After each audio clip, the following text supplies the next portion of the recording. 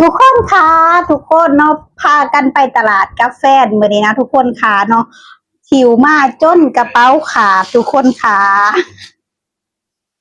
ทักทายสบายดีสวัสดีค่ะพี่พีเอฟซีทุกท่านมื้อนี้มาพบกับกับออนเช่นเก่าเช่นเคยแล้วค่ะทุกคนคะทุกคนมื้อนี้เนาะออนไปจ่ายตลาดมื้อนี้ก็อาจจะของกินออนบ่ได้ไปด้นนะทุกคนของกินรู้สึกว่าของกินก็เริ่มขยับเขยื้อนขึ้นแน่จักหน่อยนะทุกคนเนาะเพราะว่าเอาง่ายคือของกินมันเริ่มแพงขึ้นนั่นแหละทุกคนเนาะปกติเคยซื้อหมูโลละ115 บาทตอนนี้หมูราคาโลหนึ่งเนาะหมูแดงหมูติดมันนะทุกคนโลละ130 บาทเนาะเดี๋ยวนี้ซื้อนะทุกคนค่ะนี่เดี๋ยวจะให้เบิ่งซื้อมาหลายแห้งเลยทุกคนเนี่ยถุงสิให้เบิ่งขาดทุกคนค่ะเดี๋ยวจะมันขาดเบิ่งจนมันขาดทุกคน อยากรู้ว่าแห้งอะลิโอ้ยเนาะใจต้นแฟนได้ดีเป็นผู้ถือนี่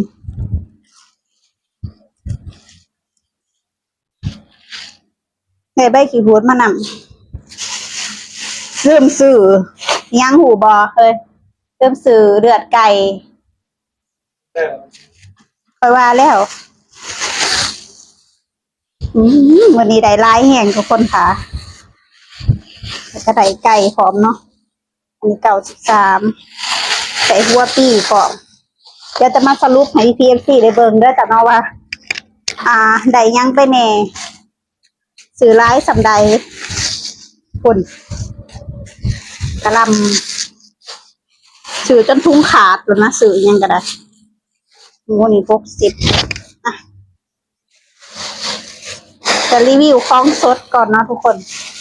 อันนี้คือของสดที่อ้อนไดมาเนาะอันนี้ปูม่าเนาะแฟนอยากกินตำเพื่อเลยซื้อโลที่จริงอ่ะเขาเขียนป้ายใส่เนาะโลละ210 บาทแต่ว่าเขาเอาบอกว่าเอาโลละ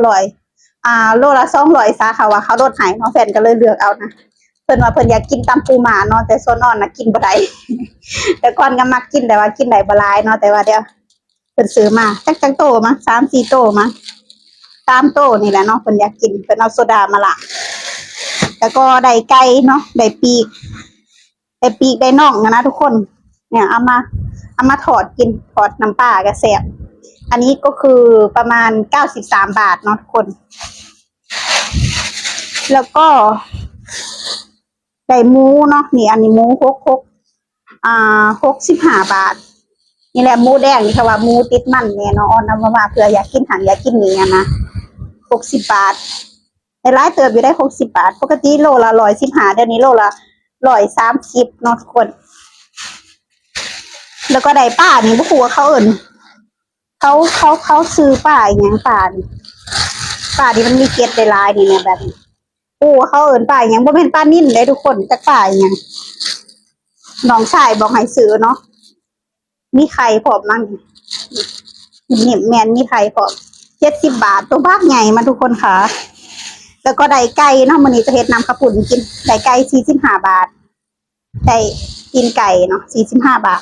โลละ85 บาทแล้วก็ได้ป้าเนาะอันนี้ป้านิ่นที่ตายแล้วแต่ก็ยังสดอยู่นะทุกคนโอ้ยยศแล้วเนี่ยนะ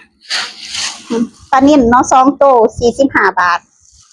เอามาไว้เพื่อให้อยากกินทอดอยากกินยังนั่นแล้วก็ได้เนื้อเนาะเศษเนื้อจะเอามาอ่อมมายังแต่ก็สบายนาง160 บาทแล้วก็กะหล่ำอันนี้จักบาทจำบ่ได้15 บาททุกคนค่ะนี่กะหล่ำ15 บาทแล้วก็กระดูกหมูข่างที่มันติดแบบติดเนื้อติดจังหน่อยเนาะอันนี้65 บาทอันนี้ของสดเนาะอันนี้โดยเฉพาะของสดได้แล้วก็กะหล่ำเนาะอ่อนบอก15 บาทอันนี้แล้วก็นี่ทุกคนได้หัวปีมา3 หัว20 บาทว่าจะเฮ็ดอันนั้นขนมจีนกินเด้อจ้าวันนี้ แล้วก็ได้แตงกวามาเนาะโลละ18 บาทออนเอาลายออนอยากกินเนาะแบบมักกินทุกคนนะ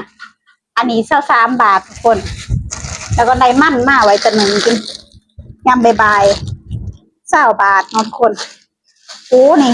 มื้อนี้เพราะว่าขนมจีนน้ำยาไก่เด้ทุกคนเนาะขนมจีน40 บาท2 โลละ20 บาทเนาะ อันนี้ซื้ออยู่ตลาดบางแคไปร้ายอยู่แล้วเนาะแล้วก็กระเทียม20 บาทร้ายอยู่เนาะต้นหอมแดงก็20 บาท40 บาทตัวนี้ใบมะกรูด5 บาทค่ะพริก10 บาทเนาะมันได้ร้ายเติบนะแล้วก็มะเขือเทศ10 บาทแล้วก็พริกแห้งปกติอ้อนจะมักซื้อถุงละ20รอบนี้แฟนว่าเอาถุงใหญ่ๆโหลดมันเบิดไว้เนาะทุกคน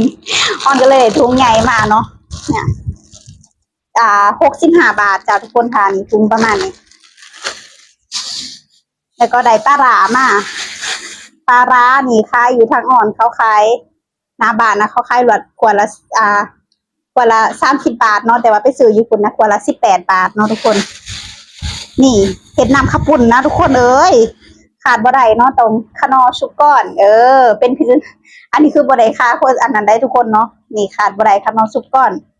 รสหมูเนาะ10 บาทแล้วก็ได้กะทิมะนำกะทิกวนหน่อยรอบนี้ก็เป็นยังบ่ต้องใส่กวนหลายกวนหน่อย28 บาทนะประมาณนี้เลยเนาะแล้วก็ได้ตะไคร่เนาะ10 บาทเพราะว่าค่าน้ำมีแล้วเนาะแล้วก็ได้มะกรูดกับละ10 บาทกับต้นหอม10 บาทอันนี้ก็เป็น20 บาททุกคนค่ะซื้อมานี่ทุกคนมะนาวช่วงนี้ถูกเลยทุกคน10 ลูกเนาะ10 ลูก15 บาทค่ะวะมีแต่น้ำมันถ้าว่ามีโบก็มีคือกันเนาะแต่แบบเวลาลงงานอ่อนแบบคล้ายๆว่าจะเป็นลมก็เสียเอาไปดมแล้วก็เสียไปกินน้ำนะแบบแอมมือเสาร์นะมันแบบมันผะอืดผะอมนะทุกคนเนาะก็เลยจะไปกินสักหน่อยนึงแล้วก็ซื้อมาไว้เห็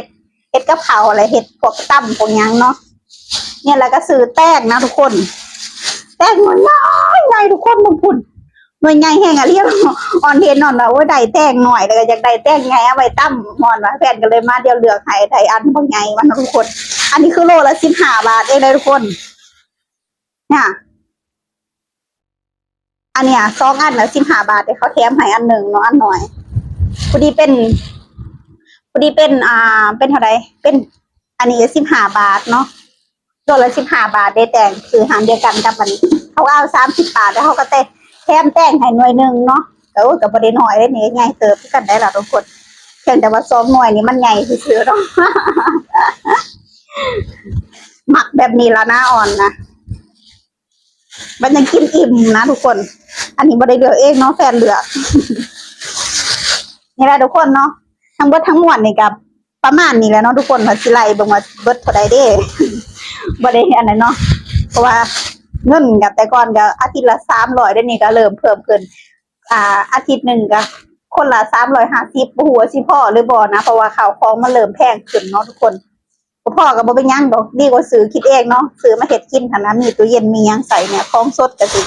แยกไว้แล้วเขาต้องฟิตเนาะพวกผักของหยังก็ได้แต่ว่ามื้อนี้สิกินข้าวปุ้นนะทุกคนสิได้อยากมาเด้อจ้ะเนาะสิเพราะว่าเฮ็ดกินหลายคนเนาะข้าวปุ้น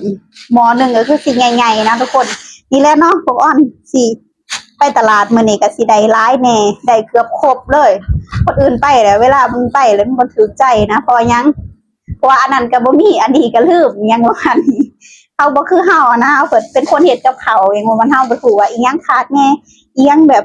บ่พออีหยังมีแน่ในตู้เย็นหยังประมาณเฮาก็เลยได้มาส่ำนี้เนาะโอเคเนาะจ้ะสำหรับคลิปนี้เนาะออนก็มาอัปเดตเนาะชีวิตการไปตลาดการไปจ่ายตลาดของแรงงานลาวที่อยู่ไทยนั่นเองเนาะจ้ะได้ประมาณนี้อาทิตย์นึงก็น่าจะพออยู่นะอาทิตย์นี้เพราะว่าซื้อหลายแฮงบ่จักพักบ่จักแบบของสดเนาะหลายสุดๆเลยนะทุกคนค่ะโอเคเนาะสำหรับคลิปนี้ไปแล้วค่ะขอบคุณ PFC ทุกท่านที่รับชมรับฟังและเป็นกำลังใจให้ PFC ด้วยกันค่ะไปตลาดเนาะของขายในตลาดราคาสำใดกันแน่เนาะอย่าลืมมาอัปเดตสู่กันฟังจ้ะสำหรับ EP นี้ไปแล้วค่ะสวัสดีค่ะบ๊ายบาย